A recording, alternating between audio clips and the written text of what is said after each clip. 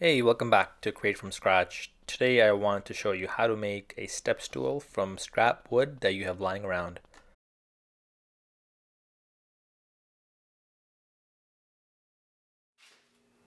For this project, I used some cedar boards that I had lying around at home. Because of the lockdown situation right now, I wanted to avoid going out to buy more lumber. Probably not my first choice, but it worked. Before I start a project, I like drawing out what I'm going to be making just so I can get the measurements and the dimensions right before making any cuts.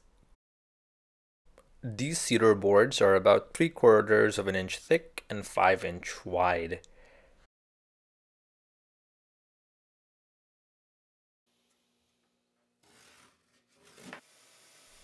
The plan is to use the existing 5-inch width of the board as the width of the first step, and for the second step, I want to attach two pieces together to increase the width by about 2 more inches.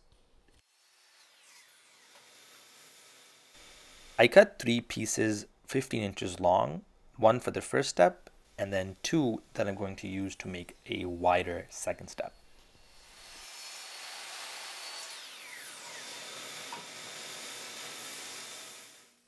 The first step is going to be around 5 inches high, and then the second step is around 10 inches in height.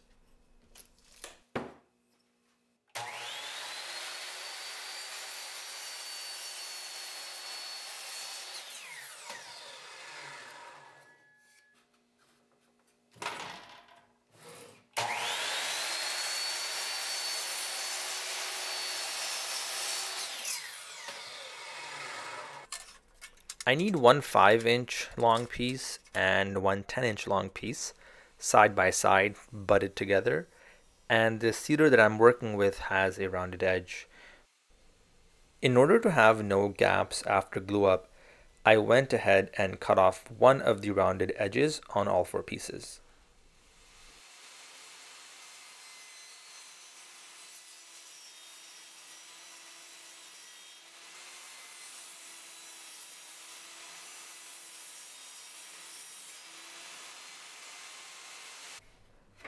For the second step that I want to be a bit wider, I'm just cutting off around 1.5 inches from each board, and then I'm going to glue them up together.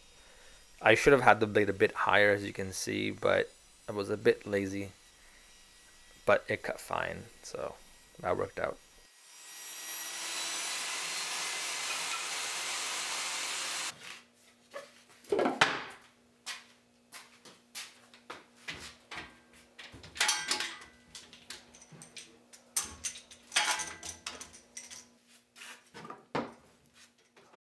The glue up is fairly straightforward.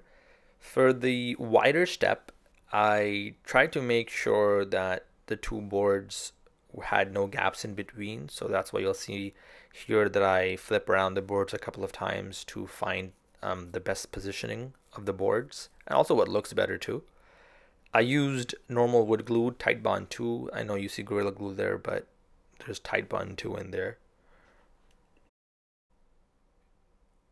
When gluing up, a tip that I wanted to share that I guess, learned over the years is that it's always good to have your clamps close by.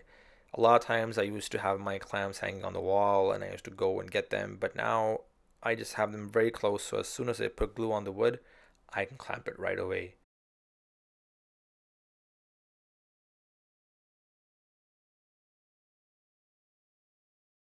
Whenever doing a glue up, it's always good to have a wet towel close by. That way you can wipe off any excess glue.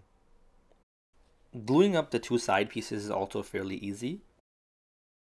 Now it's important to understand that these measurements work for me and the steps tool that I'm making. You can always change the height. The construction of the stool would still be the same, but you would have a different height that suits your needs. For me, it's more for my little kid to reach the sink when he's washing his hands in the washroom, but you may have a different need or a different purpose. You can even add a third step if you wanted. I let the glue dry overnight, came back the next day, took everything out of the clamps, And then before assembling everything, I decided to sand the sides. Just a bit easier because I know when everything's going to be assembled, it might be a bit harder to squeeze my orbital sander in tight places.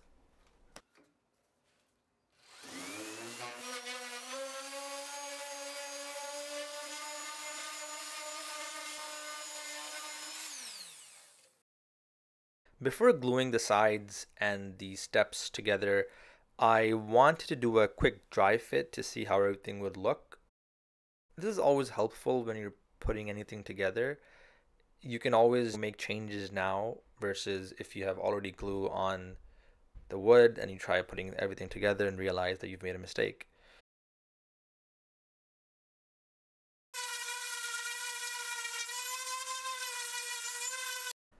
Gluing the steps is a fairly straightforward process.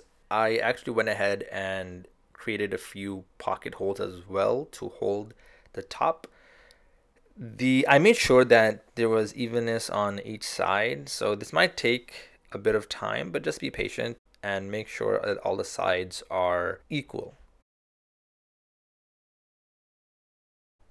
Cedar is a fairly soft wood, and usually any kind of clamping pressure leaves a mark. In order to avoid that, I just used a offcut that I had lying around and put that in the middle of the clamp and my second step.